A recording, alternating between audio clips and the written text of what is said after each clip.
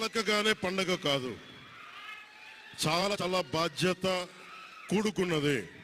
భీమవరం గాజువాక 2 చోట్ల ఓడిపోయినప్పుడు ఈ రోజున ఇంతమంది ఉన్నారు. ఈ రోజున ఆ రోజున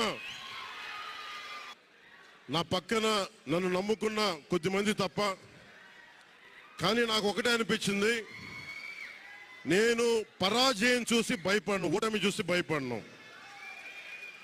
ఓటమి నాకు బలం ఇస్తుంది, ఓటమి నాకు ఉత్సాహం ఇస్తుంది అనుకున్నాను.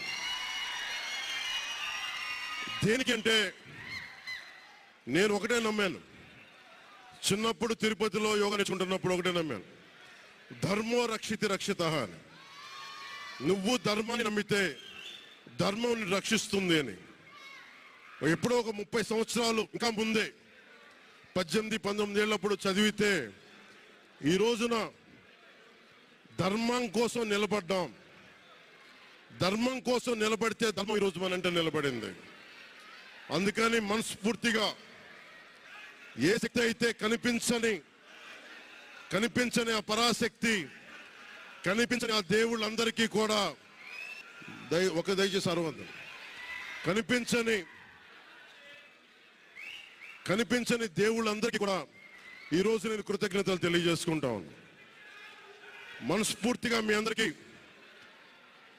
పిఠాపురం ప్రజలందరికీ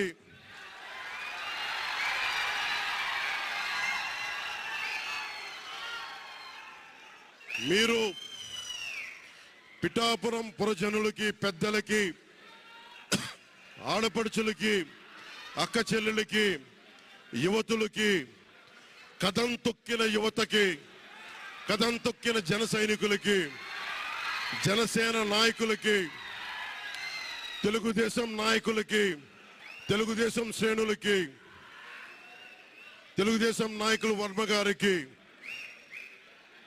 వారందరికీ కూడా నా ప్రత్యేక కృతజ్ఞతలు తెలియజేసుకుంటా ఉన్నాను. మీరు పిఠాపురంలో పవన్ కళ్యాణ్ గెలిపించలేదు, కేవలం పిఠాపురం ప్రజలు పవన్ కళ్యాణ్ ఒక్కడిని గెలిపించలేదు, 5 కోట్ల మంది ప్రజల్ని గెలిపించారు. మీరు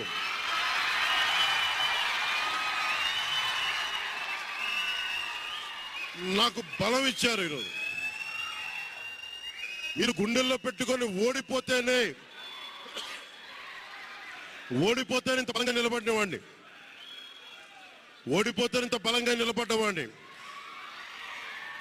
మా ఇంత గెలిపించి కాదు మీరు ఇచ్చింది, చిన్నపాటి జయం ఇవ్వాల, ఆకాశం అంత విజయం ఇచ్చారు మీరు మాకు, మా కూటమి ప్రభుత్వానికి. ఇది గుండెల్లో పెట్టుకుంటాం, నిలబడతాం, నిర్మాణాత్మకంగా పనిచేస్తాం. మీ కష్టాలలో మీ ఇంట్లో ఒకటిలాగా నేను ఉంటాను, మీ అందరికీ మాటిస్తున్నాను.